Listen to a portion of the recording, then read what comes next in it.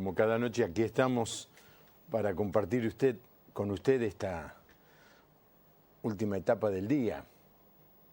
Y como estoy haciendo cada programa, bueno, cuando puedo, y ahora puedo hacerlo, quiero recordarle que estamos trabajando fuertemente para que los días 9, 10 y 11 de octubre tengamos aquí en Buenos Aires esta cumbre de la Iglesia perseguida, escuchando a los cristianos que están siendo perseguidos, particularmente en este caso en Medio Oriente, pero la persecución, como le decía ayer, es en todo el mundo, en África, en Asia, en la India han quemado iglesias. Y nosotros como iglesia, ya no argentina, ni siquiera con algún nombre denominacional, como iglesia de Jesucristo, tenemos que por lo menos escuchar a nuestros hermanos que están enfrentando este difícil momento, esta tremenda persecución.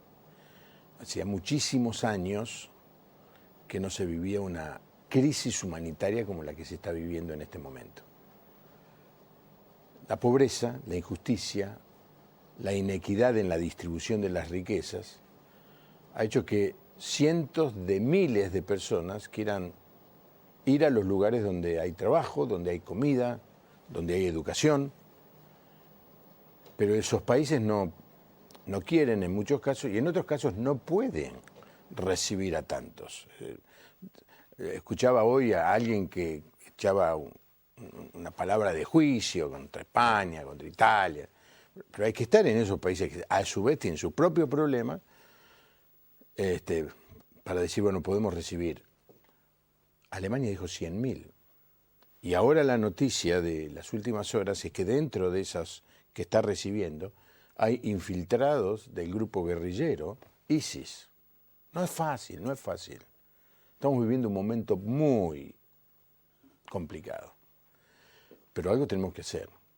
Creo que lo primero es escuchar a nuestros hermanos que están trabajando en el frente de batalla.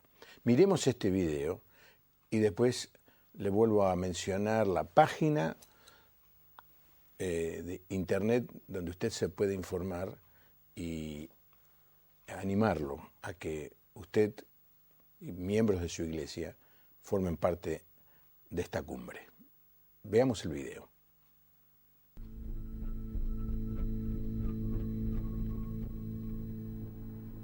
Hello, my name is Hanna Mas'ad. I born and grew up in the Gaza Strip.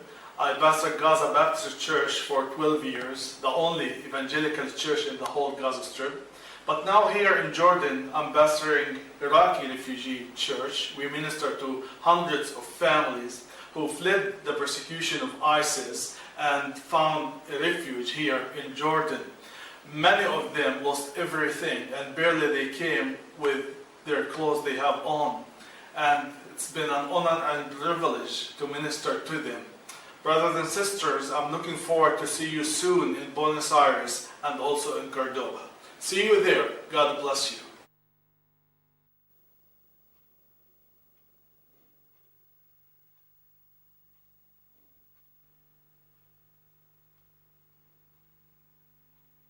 Esta es la página.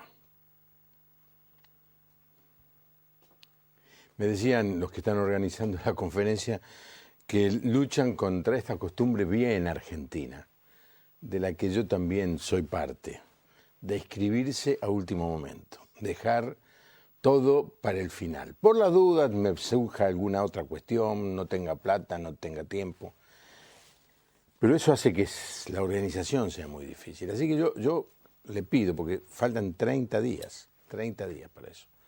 Yo le pido que vaya haciendo las previsiones, entre en la página de internet esa que acabamos de ver allí y busque de informarse. Nuestros hermanos que están sufriendo se lo merecen. Mi invitado en esta noche es de Perú, Antonio Salazar, y quiero recibirlo porque nos va a contar su vida, su testimonio, que me han dicho que es tremendamente impactante. Antonio, bienvenido al programa. Gracias, muy amable, pastor. ¿De dónde sos vos? Nací en la ciudad de Lima, Lima. En Perú. Perú. Lima la Bella, le decían en una época. Puede ser. Yo, la verdad, mucho no recuerdo de haber escuchado eso, pero cuando uno ve por esos lugares, por las calles de Lima, uno ve una Lima colonial. Claro. Con muchos rasgos de la herencia española, de los tiempos de la colonia.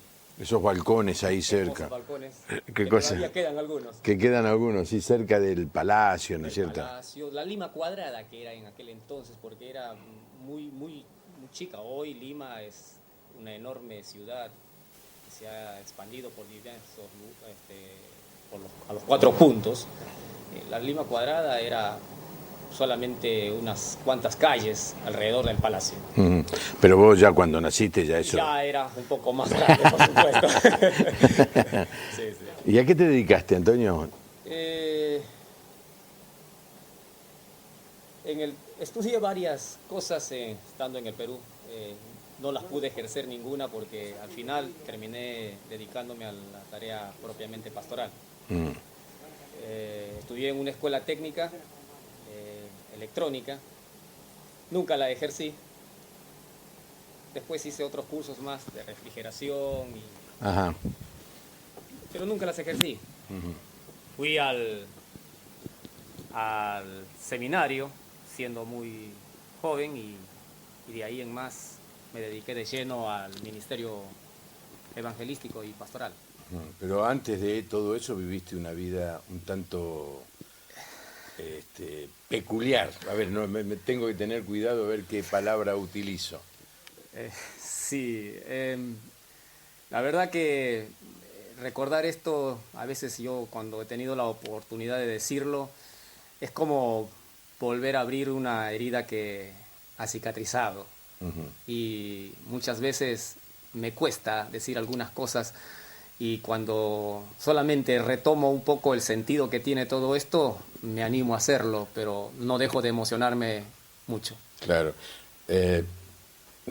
A ver, ¿cómo decirte? Si me decís que no querés contar tu testimonio, se me termina el programa a los 10 minutos que empezó. Por favor, estamos para eso un poco, me mentalizaron un poco con esto porque hay algo importante. Creo yo que hay muchos que pueden recibir ayuda a través de esto. De este testimonio. Y sí, y de hecho, en estos más de 30 años que tengo en la vida cristiana, he podido ayudar a muchos a través de todo esto que yo experimenté en mi vida.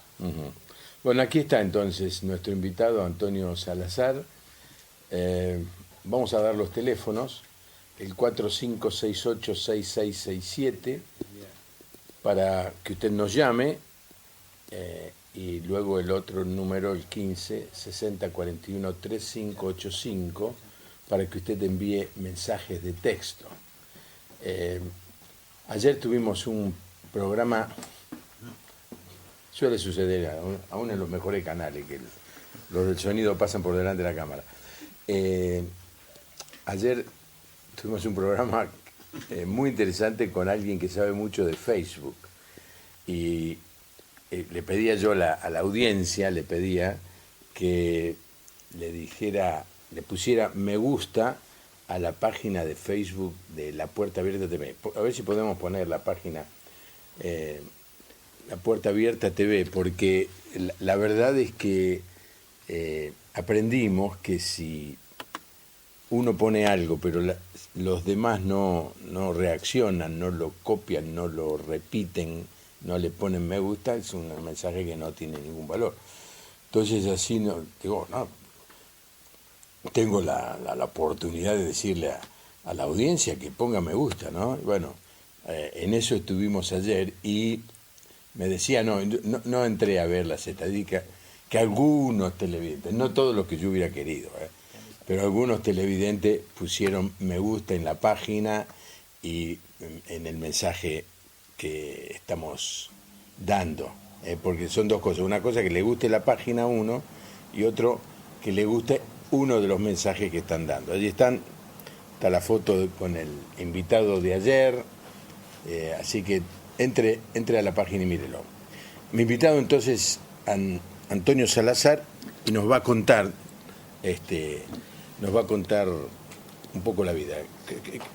¿Cómo fue eso que te produjo una herida que te duele recordar, pero que lo vas a hacer? Sí, pastor. Nací en la ciudad de Lima y me crié en un hogar que podría decirse normal. Mis padres estaban siempre presentes, por lo menos físicamente. Compartí el hogar con 4 hermanos, con quienes viví las experiencias propias de un niño. Mi padre había conocido a Cristo como producto de haber tenido también él una vida de transformación. Yo para entonces aproximadamente debe haber tenido unos 11 años. Con todo el regocijo del cambio y la transformación de mi padre, él impulsaba en casa para que vayamos nosotros a la iglesia. De alguna forma también le seguimos a él por un tiempo, por lo menos yo, y llegaba la etapa de la adolescencia y era el tiempo de los cuestionamientos que uno se hace a esa edad. Claro. Cuesta mucho a veces entender muchas cosas a esa edad. Y una de las cosas que por ahí surgió con mucha fuerza en mí fueron las inquietudes de conocer y saber cómo es que yo me inicio en la vida. Porque de pronto me doy cuenta de que yo era un hijo no biológico de mi padre. Ah. Entonces, en ese momento surgen más interrogantes. Me siento desconforme con muchas cosas. Ahora, perdóname, seguramente lo averiguaste. ¿Tampoco eras hijo de tu mamá? En ella sí. En ella sí.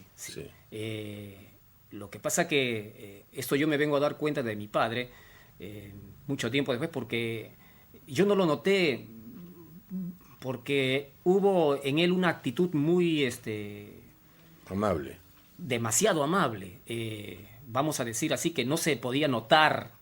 Tan es así que yo a veces miraba las fotos y podía ver que mis hermanos vestían tan igual que yo. O sea, no había diferencias en nada. Un amor tan grande de ese hombre. Entonces a mí no me hacía pensar en otra cosa más que mi padre. Siempre lo llamé papá y papá. Pero cuando un día me doy por razonar en esto el apellido, incluso él intentó cambiarme con el apellido que él llevaba, para que de esa manera yo me sienta también más parte de él, ¿no? Pero bueno, las leyes peruanas no permitían esas cosas. Entonces quedó frustrado eso, ¿no? Entonces, cuando vienen esos cuestionamientos, en mí surge vamos a decir, un huracán de interrogantes que me dejaban muy inconforme. En medio de eso, las inquietudes que se presentaban alrededor. Yo, por lo general, fui una persona muy tranquila, ¿no? Pero, ante esas cosas, sinceramente, parece que me sentí muy tocado interiormente. Emocionalmente me sacudió mucho eso. Empecé a sentir cierto como enojo conmigo mismo o enojo con mis padres. No sabía con quién. Era todo una situación muy difícil de que yo lo pudiese entender. Poco a poco se fue gestando el odio, que es lo peor. Sí, Antonio, es muy interesante lo que nos estás contando, porque muchas veces hablamos de la adopción con cierta liviandad, en el sentido que pensamos que es la solución a todos los problemas, pero no decimos que muchas veces la persona adoptada vive situaciones difíciles, porque se hace preguntas. Totalmente. Te quiero decir que lo que vos estás hablando me toca muy cerca. No a mí, Juan Pablo Bongarrano, pero sí en mi familia, ¿no? Y seguramente habrá muchas personas viendo el programa que han sido adoptadas o que sienten esta situación. Sí, sus padres lo han querido, lo han respetado, lo han reconocido, lo han valorado, pero quizás haya en el fondo de su corazón una pregunta, es decir, ¿por qué mi verdadero padre me abandonó? ¿Por qué no sé quién es? Si usted está pasando por ese momento, escuche el programa de esta noche y si quiere llamarnos y comentar, mientras escuchamos a Antonio, ¿cómo usted se siente? Con todo respeto, si usted tiene la libertad de hacerlo, porque quisiéramos que este programa le ayudara a aprender a superar esa situación, aprovechándonos de la presencia de Antonio con nosotros. Perdóname, te interrumpí, Antonio. Por favor. Sí. Cuando se ve instalado este conflicto interior, también comienza en mi vida el deseo de averiguar más cosas que muchas veces uno en esa edad por curiosidad quiere investigar por sí mismo. Y yo creo que estaba muy vulnerable en ese momento para poder darme cuenta qué es lo bueno y qué es lo malo. Y sobre todo porque de alguna manera en mis padres empiezo a enfocar mi resentimiento. Empecé a tomar actitudes que no me eran normales, porque yo siempre fui una persona silenciosa, tranquila, y empecé a tomar actitudes un poco hostiles hacia mis padres, ¿no? Es como que si yo deseaba hacerle pagar ciertas cosas a ellos, y no sabía qué tampoco. Hoy estoy hablando retrocediendo hacia atrás, entonces hoy poco puedo entender por qué esas reacciones. Y en medio de eso surgen las amistades que es propio de todo muchacho. Y por aquel entonces, la década del 70 más o menos, en el Perú surge como una oleada enorme de una situación violenta. Uh-huh. Lo del Sendero Luminoso. No, eso No, fue posterior, sino posterior. que en este sentido fue más los temas barriales. Ajá. Empezaban a aparecer los grupos barriales en donde cada uno armaba sus grupitos y defendía su barrio y que nadie podía entrar ahí sin permiso del otro, cosas así. Yo soy de este barrio y con el otro no me puedo juntar, tampoco él puede pasar para mi barrio sin el permiso mío, cosas así. Un poco me llamó la atención esas cosas y me hice de un pequeño grupo de amigos en donde me sentí en alguna manera perteneciente a ese grupo. Porque hasta ese momento era como que yo había perdido mi relación con la familia. Porque los conflictos hacía como que yo miraba a ellos de una forma, siempre una forma hostil, enojado con ellos. A veces masticaba en silencio ese enojo, no se lo decía a nadie. Mis padres tampoco tenían tacto como para poder preguntarme. Esa es una de las cosas que yo siempre lo digo, ¿no? Los padres cuando no nos acercamos a los hijos para conversar, para charlar, es una cosa muy, muy seria.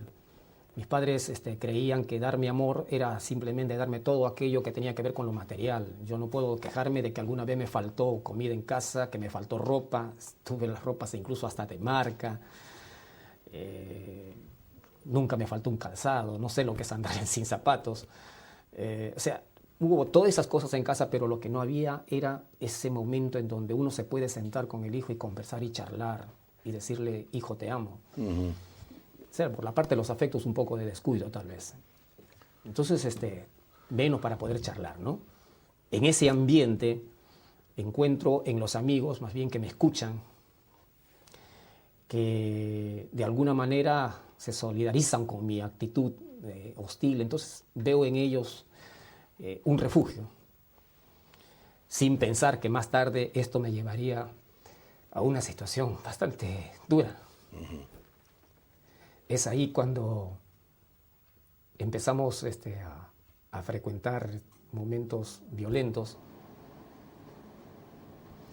Empezamos a echar mano al alcohol. Yo tenía aproximadamente 13 años y medio, por ahí, no era muy grande. Y en ese tiempo, esa edad era muy... ver a alguien de esa edad consumiendo alcohol o cigarrillo era, una cosa, no, pero ¿cómo puede ser así, no? Era muy escandaloso. Y yo empecé a hacerlo y empecé a tomar una actitud muy audaz. Ahí empecé a descubrir que era capaz de hacer cosas más allá de lo que siempre yo había pensado, porque era hasta tímido, ¿no? Para muchas cosas. En medio de todo este ambiente de muchachos, empezamos con la consumición de alcohol en gran escala. Yo para los 15 años era un alcohólico. Empieza a aparecer por aquel entonces con bastante fuerza asuntos de drogas. Para entonces yo tenía una actitud muy audaz. Mis amigos, mis compañeros que eran de la edad mía, decían, sí, está bien, yo entro en esto, pero en aquello de las drogas, ahí no. Yo estaba decidido a experimentar lo que venga. Entonces un poco eso era el caldo de cultivo para que cuando alguno por ahí venía, te ofertaba esto, yo no iba a decir que no. Aparte, en mí había el deseo de ser siempre más que el otro. Demostrar que yo era más valiente que el otro. Aunque interiormente tenía un terrible temor, un terrible miedo, a través de lo que yo iba haciendo, quería demostrar que eso no existía dentro de mí. Entonces, muchas de esas cosas, mucho de las cosas que hice fue impulsado por ese tratar de esconder mis miedos y temores. Cuando nosotros sabemos que como humanos somos, el temor, el miedo es inherente a la naturaleza humana. Bueno, eso lo entiendo ahora. Esto me llevó a cada día entrar en mayores cosas de violencia. Ya en casa no me podían contener hasta que un día terminé huyendo de casa. Y un día mi padre le dice a mi mamá, eso me contó mi mamá después, más tarde, y yo ya no puedo hacer nada por él. Hice todo lo que hice. Le di lo mejor, pero él ha elegido vivir así y yo no sé más qué hacer. Y yo salí de mi casa, huí ese día. Me acuerdo que fui corriendo sin saber a dónde. Y dije, bueno, de aquí en más yo voy a ser el dueño de mi vida. Y desde ese día empecé a correr toda mi vida. Tómate tu tiempo, Antonio. Es emocionante escucharlo y ver que aún 30 años después él siente el dolor de las malas decisiones. Y es una cosa que nos tenemos que preguntar los padres también, ¿no? El padre dijo, no sé más qué hacer. Quizá hizo todo, y es verdad, le dio todo lo que necesitaba, pero no el diálogo, y quizá no se preparó, y quizá fue indolente en su... No estoy haciendo una acusación, estoy suponiendo, y esto es lo que le pasa a muchos padres con sus hijos. No se preparan, no estudian, no preguntan, no leen la Biblia, no se dejan ayudar. Creen que porque son padres ya lo saben todo, y muchas veces no pueden ayudar a sus hijos, pero no porque no quieren, no porque no pueden, sino porque no saben. Y una de las mejores maneras de aprender es ser humilde, exponerse a que otro los pueda enseñar. Así que está aquí Antonio, sale corriendo de su casa y ahora es dueño de su propia vida. Vamos a ver dónde lo llevó ser dueño de su propia vida. Antonio, ¿dónde llegaste? Llegué muy lejos y tal vez a ninguna parte. Muy lejos porque nunca imaginé introducirme cada vez más profundamente en lo que es violencia, en lo que es alcoholismo, entrar en droga. Nunca pensé llegar a tanto, a tal punto de que no medía consecuencias. podía mezclar incluso alcohol, drogas, de las... ¿Y la conseguías con qué dinero? En realidad, al principio, uno siempre tiene de alguna manera los amigos que te pueden dar, y cuando ya no tienes, es eso lo que a veces te obliga a que vos vas y cometes delitos. Y estábamos un día tomando alcohol, estábamos con un amigo que fuimos inseparables, nunca me voy a olvidar de él, porque fue quien de alguna manera él cuidaba mis espaldas a veces, y yo también lo hacía por él. En cierto modo nos éramos fieles, muy amigos, y estábamos tomando y se nos había acabado el dinero para seguir tomando. Y salí, no sé para qué, del lugar donde estábamos tomando por un momento, no me acuerdo bien, pero salí, y cuando regreso, mi amigo también había salido por mi tras, creo, a buscarme, y en eso se había encontrado con alguien que iba en busca también de bebidas alcohólicas. No lo dejó entrar, inmediatamente le amenazó para que le dé las bebidas alcohólicas y para que sigamos tomando nosotros. En ese momento yo regreso y lo encuentro que él está ahí y me dice: Antonio, tenemos que sacarle el... Ah, si se trata de eso, bueno, yo no me voy a quedar atrás. Entonces ahí fue la primera vez que cometo un asalto a mano armada. Ese lugar después muchas veces lo fui a ver y me traía siempre al recuerdo la cara de angustia que tenía el muchacho al ver el arma que yo le tenía puesto en el abdomen. Y le decía un montón de cosas que son irrepetibles.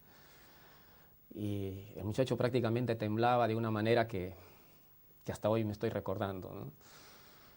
De ahí en más, a seguir con la vida y hacer lo que es así. Conseguir los recursos de donde sea, ¿no? Sin importar si a este le quitas lo último que tiene, no interesa. Vos necesitas para consumir, para embriagarte, y no interesa de dónde lo consigues, ¿no? Entonces, más de una vez me vi así en situaciones en donde íbamos en pandillas y hacíamos estas cosas. ¿Nunca tuviste problema con la policía? Me persiguieron varias veces a punta de pistola, y tenía la particularidad siempre de escaparme.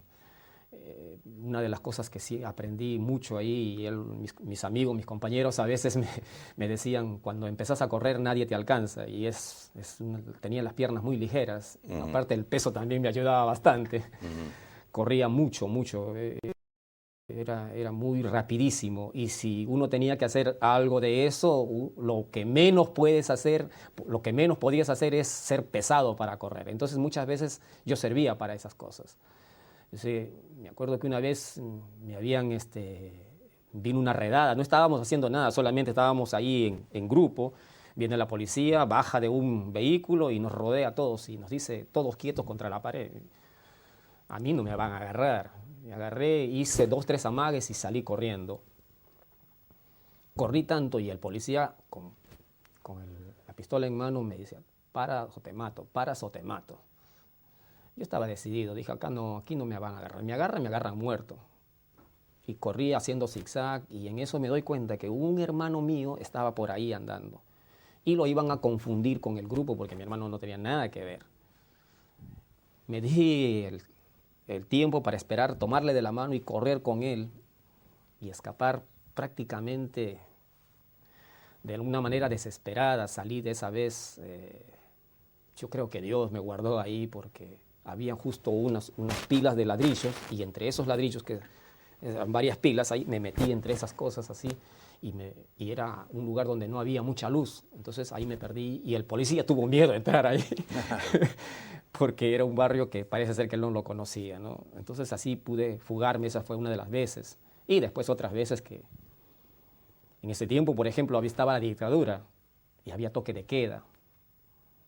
Un día viene un compañero, un amigo, me dice: Antonio, mira, ¿sabes qué? Tengo amenaza, me van a linchar aquí si es que yo voy solo, vos me acompañás. ¿Y qué hay? Le digo, ¿cómo es el asunto? Andate con todo lo que tienes, me dice. Y claro, él no llevaba nada, yo me iba en la cintura, en las piernas, por todos lados, cargado de armas. Ese día, menos mal que solamente tenía armas punzocortantes, pero las tenía en el cuerpo por distintas partes, porque si hacía falta salía una o salía otra y con eso más podía defender. Yo, la verdad, sabía muy bien que a las 8 de la noche empezaba el toque de queda, porque había toque de queda. Y teníamos que trasladarnos hasta ese lugar en bicicleta y eran como más o menos 14 kilómetros. 14 no, algo más, quizás 17 kilómetros. El toque de queda justo nos atrapa cuando estamos regresando. Y los tanques del ejército salían. Cuando vimos eso dijimos, ¿qué hacemos ahora? ¿Nos quedamos aquí? ¿Qué hacemos? Y si yo me quedo aquí, me agarra el ejército, los soldados, si me encuentran con todo lo que tengo, yo no la voy a pasar bien. No, regresamos como sea hasta casa y vamos a buscar por dónde vamos a esquivar. Fue así que agarré y entré y nunca me voy a olvidar de esa avenida Francisco Pizarro. Era una avenida larguísima, con la bicicleta dándole a todo lo que da y atrás me venían siguiendo los tanques de guerra, esos que vienen con oruga. Sí. Yo sentía cómo remecía todo la pista y obviamente venían atrás mío y yo con la bicicleta dándole con todo lo que pueda, hasta que encontré un lugar donde desviarme y esos tanques no podían entrar. Logré zafar de eso por la desesperación, porque yo estaba con todas las armas en el cuerpo. Cuando luego desviarme empiezo a tomar aire para decir, Dios mío, no sé si dije Dios mío, pero en ese momento respiré, dije, ¿qué es esto? ¿Qué me ha pasado? ¿Es un sueño o qué? Estoy terminando de largar el aire con el agotamiento que tenía y veo que una lámpara empieza a alumbrar. Doy vuelta y me doy cuenta que el patrullero venía empezando a hacer inspección por ese lado y en eso me alumbra una parte del cuerpo y empezó a correr detrás mío otra vez y yo con la bicicleta otra vez. Creo he corrido 5 cuadras haciendo en todas las esquinas por donde pueda entrar, entraba, hasta que finalmente dije ya no me da más el físico. Desesperado, di vuelta en una de las calles, vi un jardín, levanté así, que está corriendo la bicicleta, me bajé de la bicicleta, largué la bicicleta así con el impulso de la carrera, cayó dentro del jardín y había un cerco de plantas ahí que ocultaba eso y yo me tiré debajo de un auto que estaba estacionado, que estaba al costado de la vereda. No respiraba y detrás mío venía el patrullero con la luz que tenían, ahí, mirando para todos lados y lentamente pasaba. Todo ese momento me sostuve la respiración de una manera tal que sentía que era una eternidad.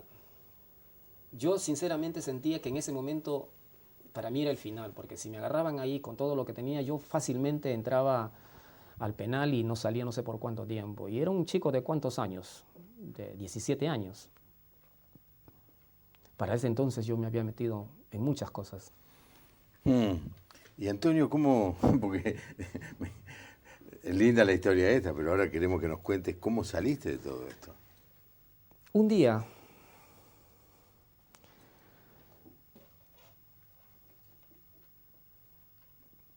siempre decía, si alguna vez tengo que ser un tipo que hace estas cosas, asaltos y qué sé yo, lo que no debo dejar de hacer es estudiar.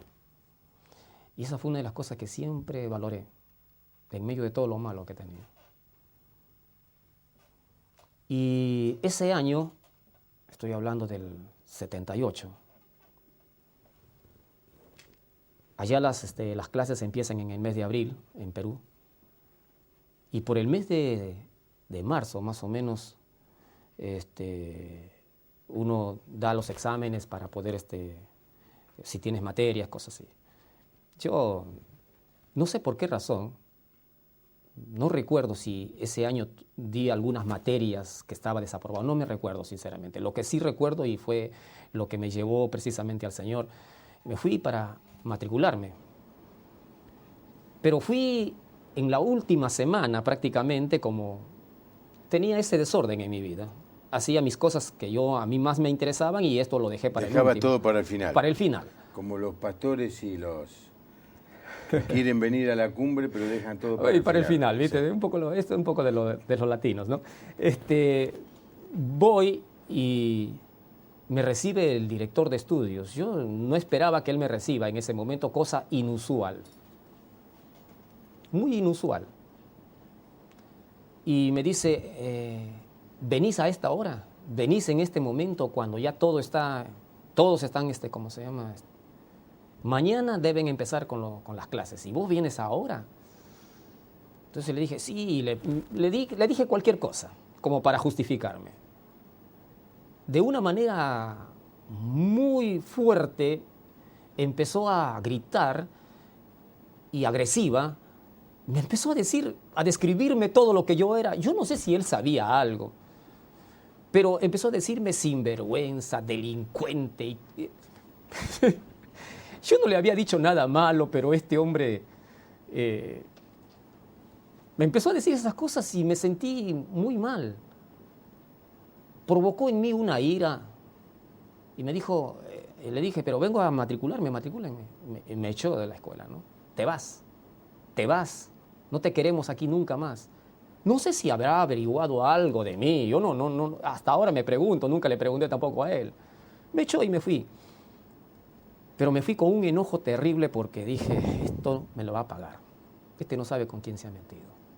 Saliendo de una escuela enorme, veía todos los vehículos donde estaban estacionados. Dije, aquí le voy a meter fuego a su vehículo. Y voy a hacer un lío terrible en la escuela. Y me fui en el camino planificando esas cosas. Llego a casa y le cuento a mi hermano, al menor, y me dice, ¿por qué vienes así, enojado? Y le digo, mira, ¿sabes qué? Me acaban de echar de la escuela. Y le conté toda la historia. Le digo, eso sí, ¿sabes qué? Te cuento a vos porque quiero sacarme de acá dentro todo esto. Te pido que por favor no le cuentes a mamá, porque va a empezar con el sermón. Había empezado yo a frecuentar mi casa y entonces me voy. Y le dije también lo que pensaba hacer, de incendiar los vehículos. Al día siguiente mi madre me agarra y me dice, Antonio, si vinieras a Jesús, todo lo que te está pasando no te estaría pasando. Entonces le dije, mamá, para un momentito. Ya te he dicho ya, no me hables de tu Dios. No me hables. Es más, ya te dije una vez, yo a mi madre se lo había dicho tiempo atrás cuando me buscaba siempre para hablar del Señor. Un día me dice, ven al Señor, tu vida cada vez está peor. Le dije, mira, para ser como tus hermanos, yo no quiero saber nada con ustedes.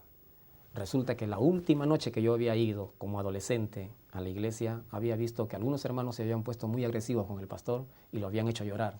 Y yo estaba mirando eso. Y entonces eso me marcó para siempre. Y le agarré también por eso rechazo. Y por eso que a veces incluso cuando tenía que hacer daño a las iglesias, agarraba, iba y les rompía las cosas.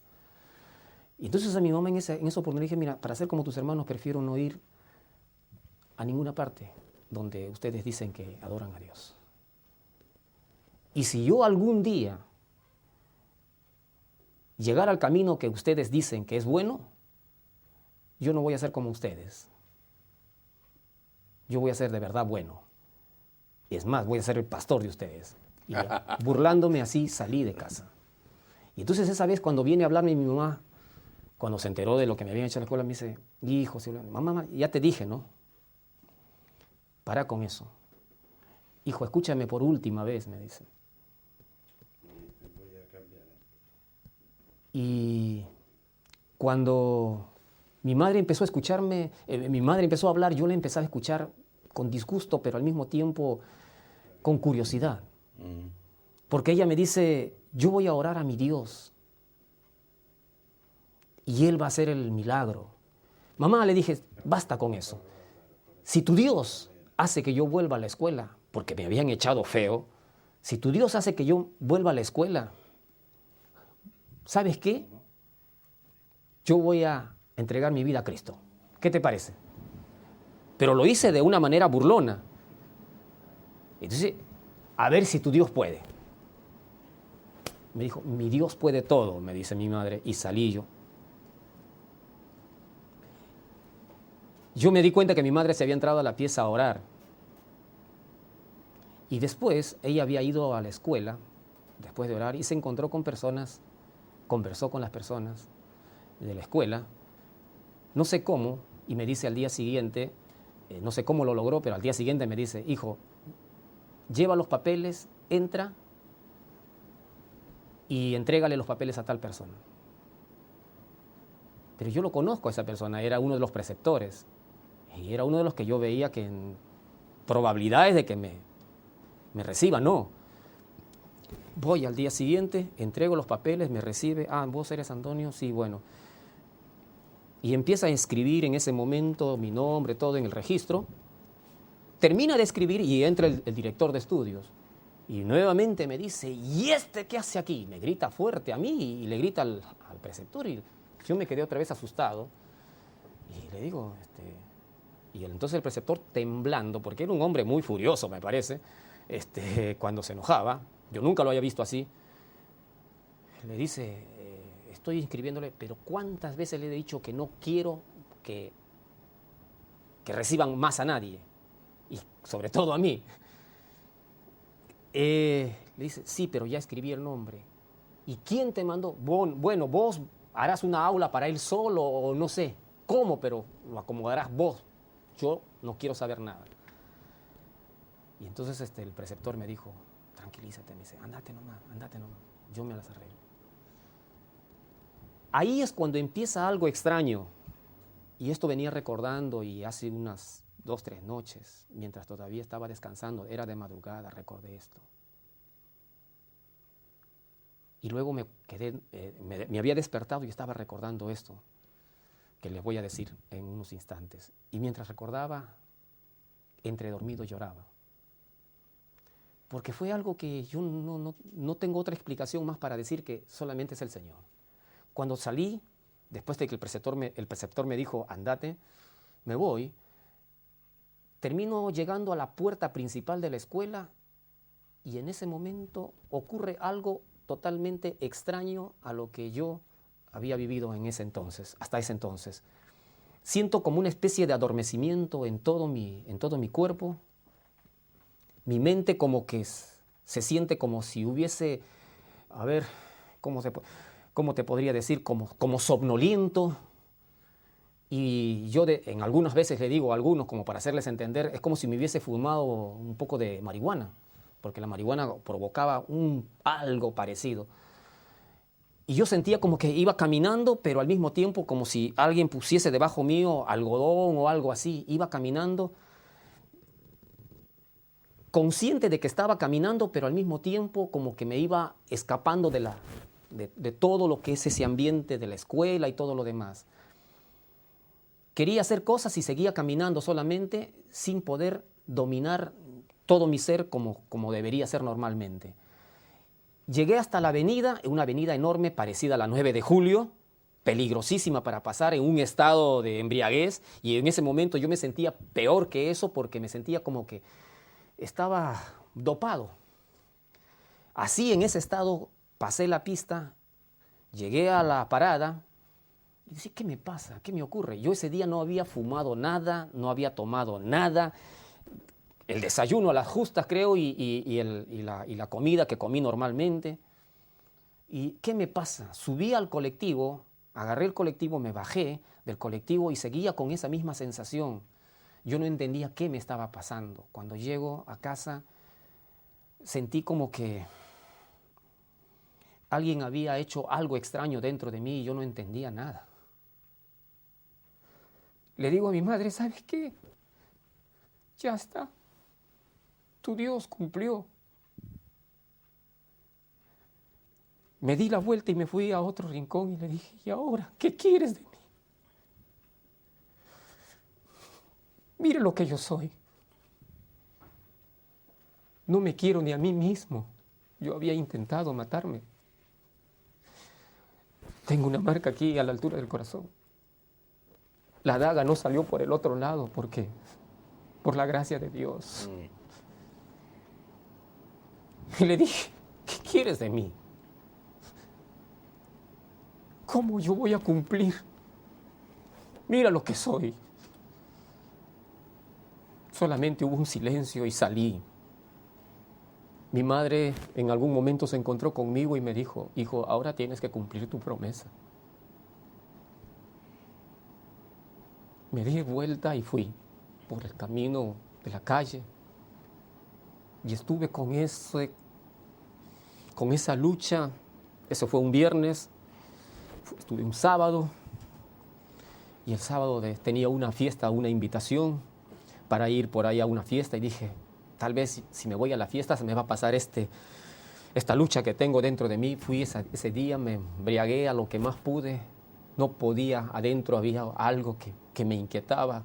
Volví al día siguiente, pasado de copas, pero en mí estaba otra vez esa lucha. ¿Cómo hago para cumplirle a ese Dios? El día domingo me quedé en casa, no salí para nada. El día lunes seguía la lucha, la intranquilidad. El día martes por la mañana, todo el día estuve pensando cómo voy a hacer. ¿Qué digo a Dios? ¿Qué le digo a mi madre? Que no voy a poder cumplir. ¿Qué hago? Cuando llegó la noche, como eso de las 8 de la noche, salí caminando y empecé a caminar por una de las calles oscuras. Iba pateando las piedras, todo lo que encontraba en el camino, en la pista. Perdí noción a dónde me iba. No sé cómo. Llega un momento en que me doy cuenta, estoy parado al frente de un templo evangélico. No sé cómo, pero entré. Lo que me recuerdo es estar sentado en el último banco con mucho miedo, porque a ese templo yo lo había azotado muchas veces con mis amigos. Estaba sentado y había un predicador que predicaba ahí. Hermanos, unos cuantos estaban sentados adelante. Yo trataba de agacharme para que no se den cuenta de que estoy ahí. El predicador me vio entrar. No recuerdo cuál fue el mensaje porque no le prestaba atención, no entendía. Hablaba de que el griego y no sé qué. ¿Qué te puedo decir? Yo estaba con mi lucha en ese momento. Cuando entré ahí al templo, empezó otra vez algo extraño en mi vida. ¿Qué hago acá? ¿Por qué no me voy? Y en esa lucha que estoy, el predicador termina, los hermanos se levantan de adelante, quiero salir y no puedo. Me rodearon todos. Yo estaba preparado para que me golpeen, para lo que sea. Uno de ellos me estira la mano y me dice, te amamos. Yo no tenía armas para eso. Yo los había azotado, yo los había roto las mamparas con mis amigos. Sentí que esas personas tenían algo que yo no tenía. No sabía qué decirles. No tenía palabras buenas para hablar con ellos. Yo solo tenía palabras groseras, palabras que se usan en el ambiente de las cárceles. Conocí lo que es una comisaría y cómo se tratan allá adentro. Te amamos y deseamos que estés acá con nosotros. El Señor te ama. Yo me agaché y no sabía qué decirles. Gracias solamente. Agachado salí corriendo a mi casa. Había un regocijo en mi corazón. Había una alegría en mi corazón. Yo no había aceptado a Cristo, pero algo había pasado en mí. Llegué a casa y le digo, mamá, fui al templo. Mi madre me abrazó llorando y me dijo, hijo, tanto he orado por vos. Tanto he rogado al Señor por vos. Yo sé que vas a ser diferente. De ahí en adelante nunca más pude apartarme. Fui cautivo de aquel que todo lo puede. Días más tarde entregué mi vida a Cristo. Y ahí empezó una gran batalla. Cristo me sacó las adicciones, algunas de ellas, y con las otras tuve que luchar. Pero Cristo nunca me dejó. Le dije, Jesús, aquí estoy. Mira lo que soy. Tengo todo metido dentro, nada me falta, toda la maldad. Pero si quieres algo conmigo, cámbiame y transfórmame porque yo no puedo. Si tú tienes algo conmigo, hacelo vos. Yo aquí estoy, totalmente rendido a ti.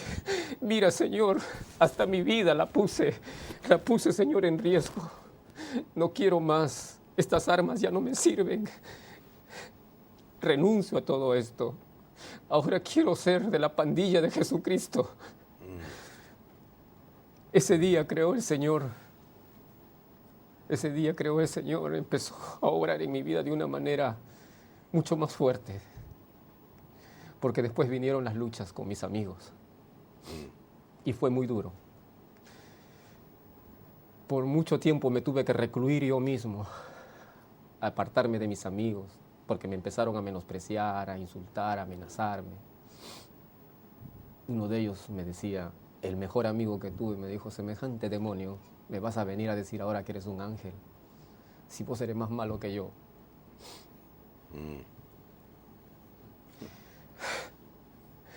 Yo pasó algunos meses después y el Señor me llama al ministerio. Una madrugada.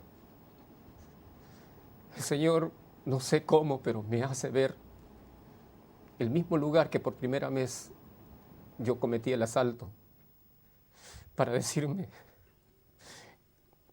que debo predicar su palabra, utilizando ese pasaje de Timoteo. Háblale al anciano como un padre y al joven como un hermano, y haz obra de evangelista. Cuando me di cuenta, estaba el techo ahí y había desaparecido todo lo que yo había visto. Y de ahí en más empecé a predicar, porque en esas escenas que pude ver, justo el Señor me lleva a ese lugar donde cometí el asalto y yo le hablaba desesperado a mis amigos y les decía, arrepiéntanse, porque Cristo viene pronto. Más tarde fui a hablarles a ellos. Gracias a Dios, algunos de ellos vinieron a los pies de Cristo. Qué cosa hermosa. Tremendo, Antonio, tremendo. Mirá que raro que yo no interrumpa, ¿no? Porque no valía pena hacerte ninguna pregunta. Déjame que lea algunos mensajes. Soy Gladys de Chaco, soy mamá del corazón y mi hija al principio me rechazaba, pero con el tiempo, con mucho amor y con psicólogos y con la ayuda de Dios, estamos saliendo adelante. Gloria a Dios. Susana de Villa, Gobernador Galvez, su esposo a los 12 años se enteró que era adoptado de padre y entendió por qué su padre siempre lo trató mal.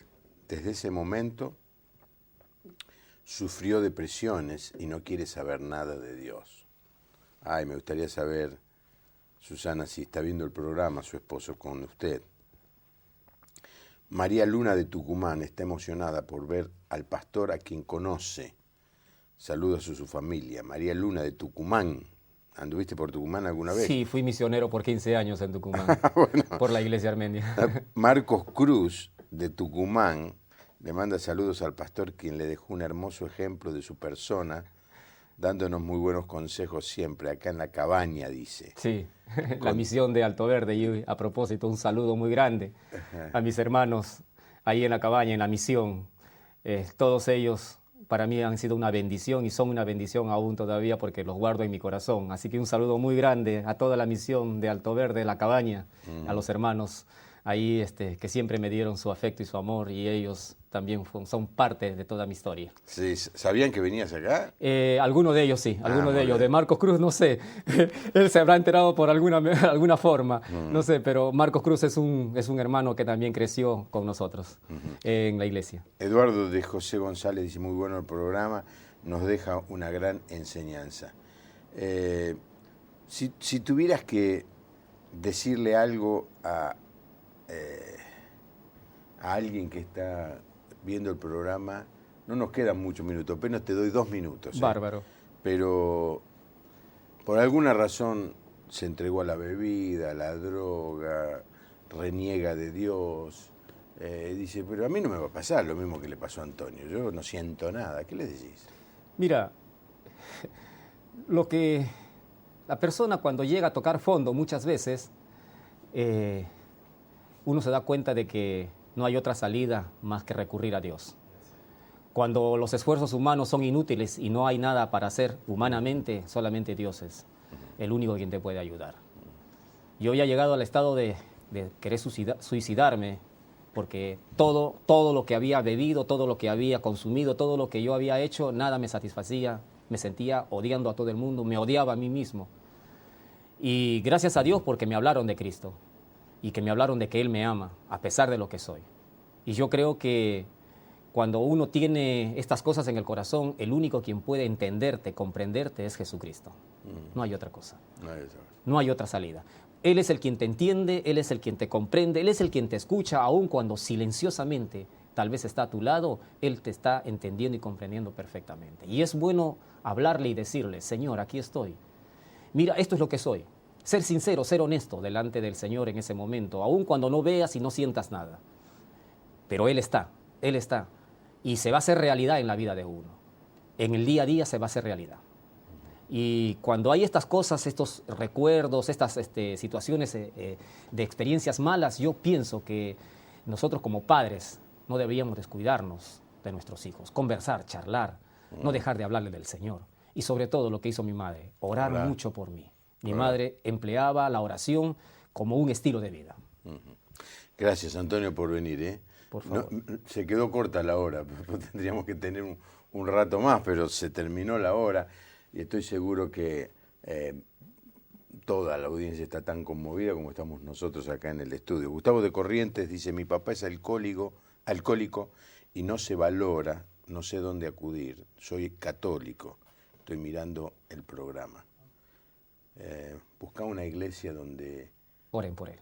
te pueden orar por vos y por tu papá. Dios no está lejos de nosotros. Dice un texto de la Biblia, clama a Dios, dice Dios, clama a mí y te responderé. No importa cuál sea la situación, no importa el dolor, la profundidad y la miseria en la que usted ha llegado, Dios le ama. Si usted clama a Dios, Dios le va a responder. Hágalo esta noche, con sus palabras, con su manera de hablar, con sus sentimientos. Usted no lo puede asustar ni lo va a escandalizar a Dios. Dígale lo que siente, clame a Dios. Señor, tírame una soga, necesito que me ayudes. Que tenga una buena noche. Nos vemos aquí mañana. Que Dios le bendiga.